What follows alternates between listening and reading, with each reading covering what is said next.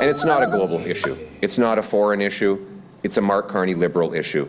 Food prices are rising 48% faster in Canada than they are in the United States of America, and you can't blame tariffs because American tariffs do not apply on food consumed here in Canada.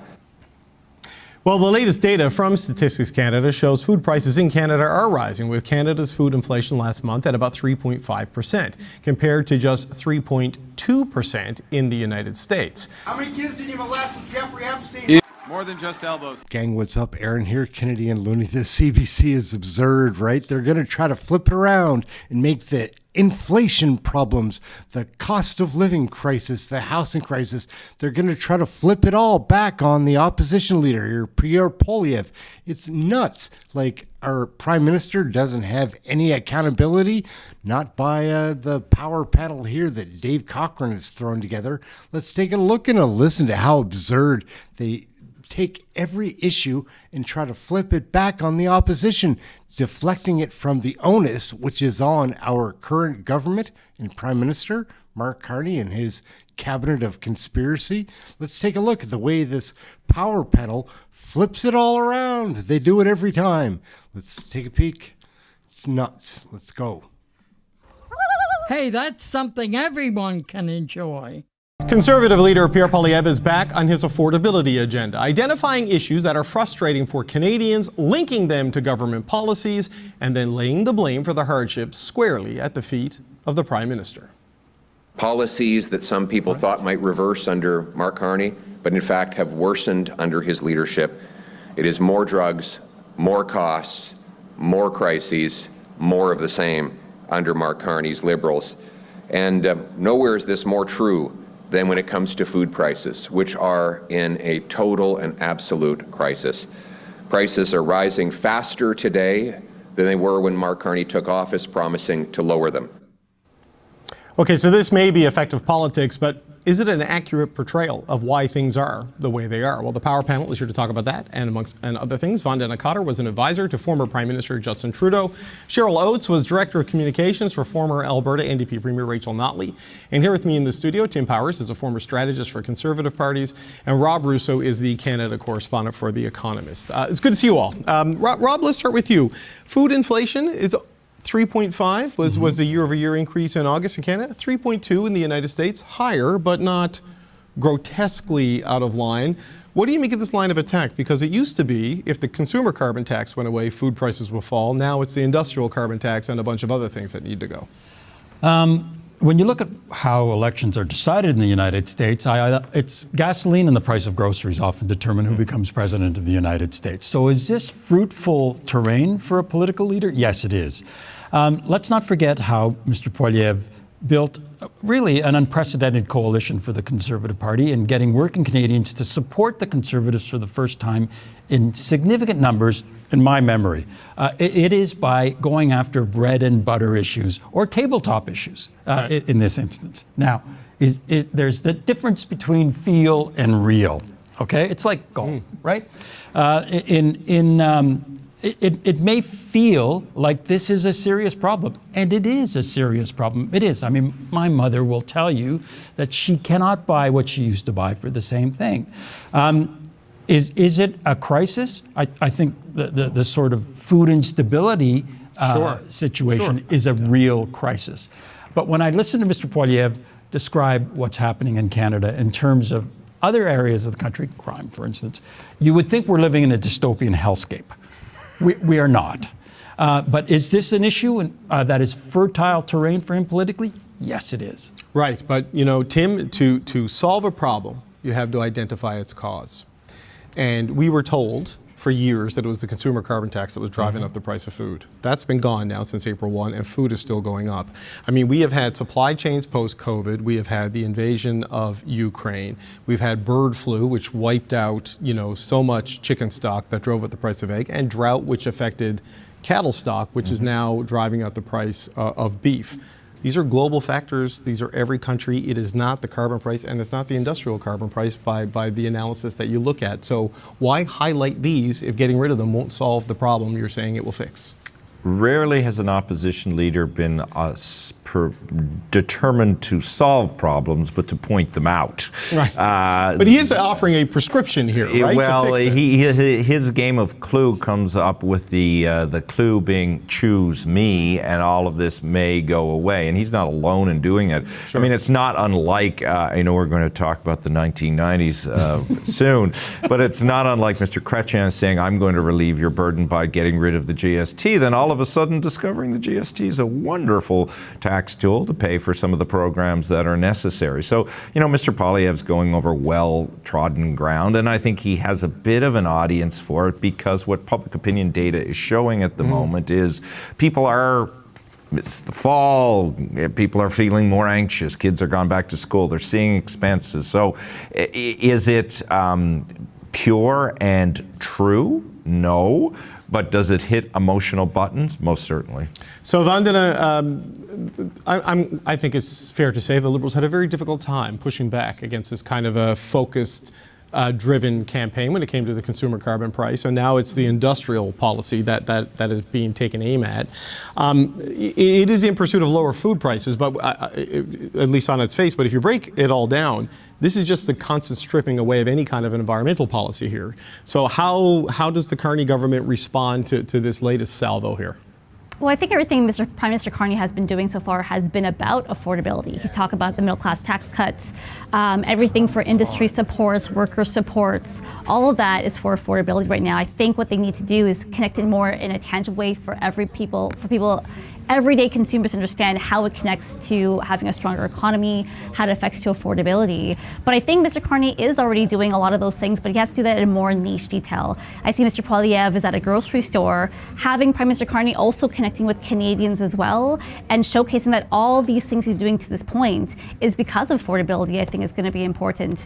That being said, things like affordability, they're complex. You mentioned a number of things that have caused the food crisis here and for prices to skyrocket. There's no on and off switch, right? So you have to help Canadians understand what you're doing to help inoculate them from this, but understand that these aren't quick fixes, but they're long-term projects, really. Right, but Cheryl, I guess, if it's bird flu, if it's drought in other countries, if it's the cost of transportation, if it is labor costs in other places, and then the currency exchange, these are all things that are inputs into food prices that have nothing to do with domestic Canadian tax policy. So how do you make this argument? Because this is going to get reduced to a snappy little rejoinder here.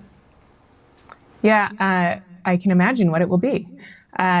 I think this is actually, and I hate to say this, I think this is actually really smart opposition politics, because as we know, affordability has been at the top of what people care about in terms of priorities for a really long time across Canada. And when you ask people where the places they feel the most pain, groceries is also always near the top of the list. But the struggle for political parties is that it's a really tough problem to solve. Like, there just aren't that many levers to pull to make groceries cheaper. And so the Conservatives have come up with a plan.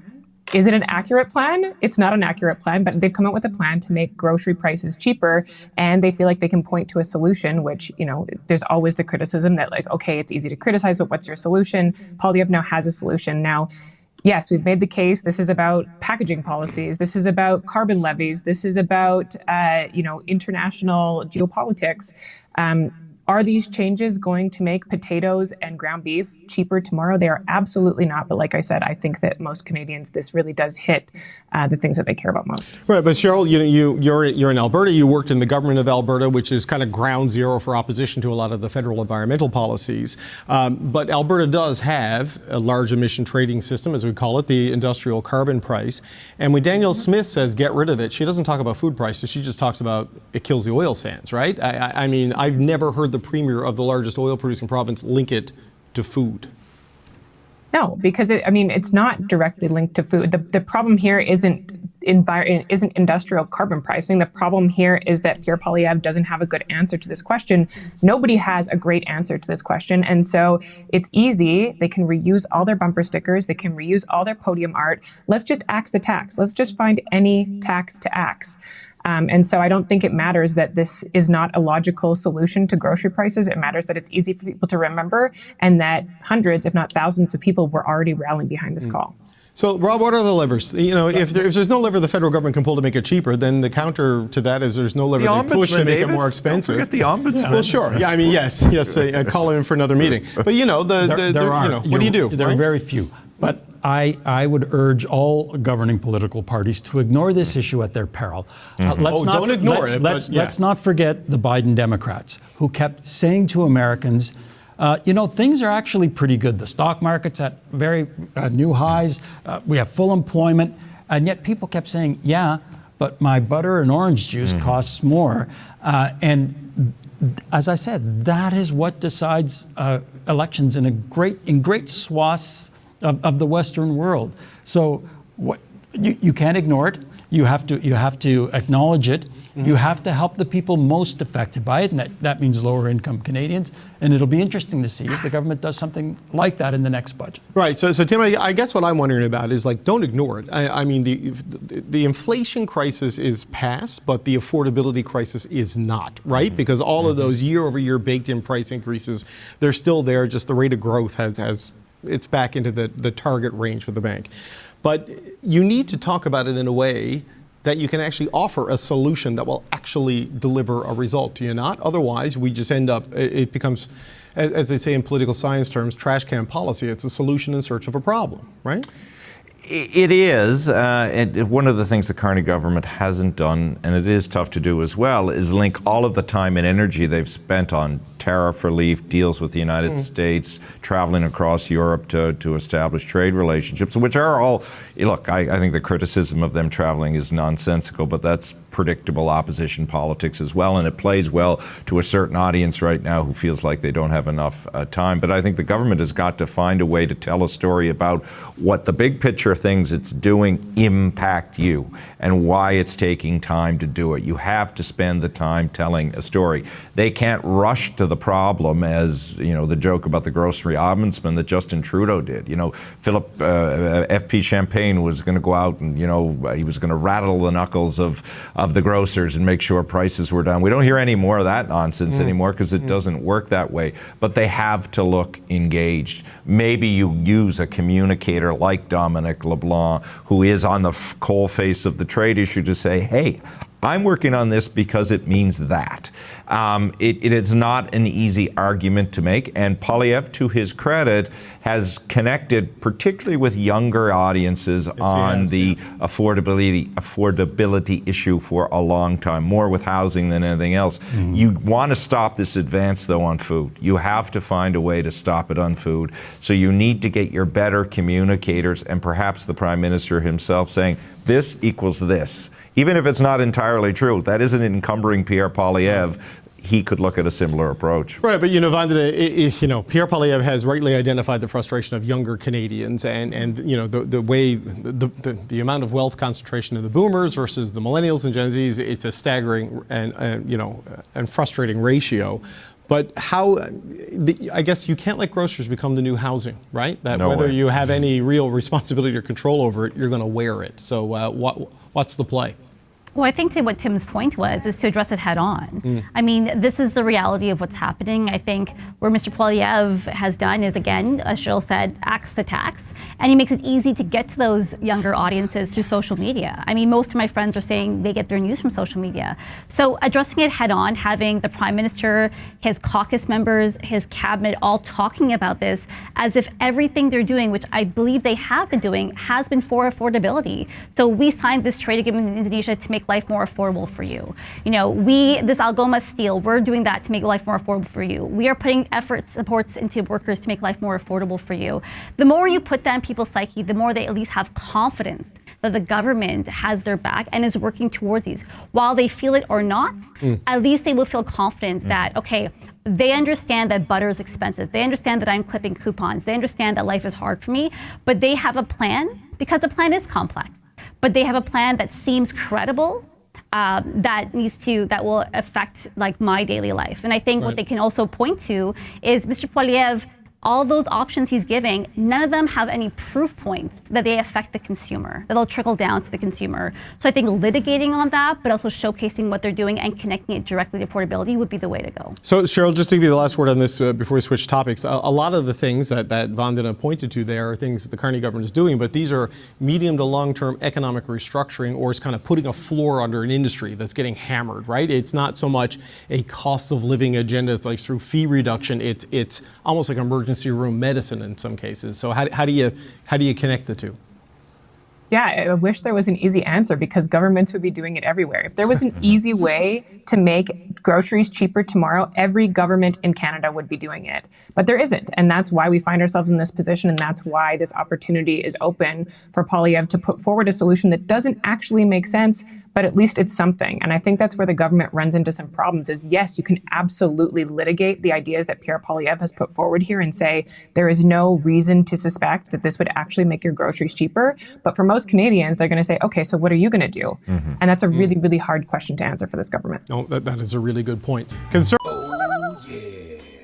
All right, gang, we're going to wrap it up right there. The CBC provides no answers, more questions. My goodness, they blame Poilievre for everything.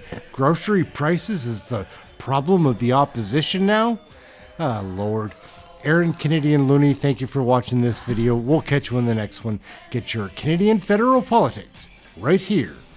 Everyone has an opinion about Canadian federal politics. Ciao for now. I think it is extraordinary that Mark Carney has become the Prime Minister of Canada. He did a terrible job in Britain. These are Muslim values. These are Canadian values.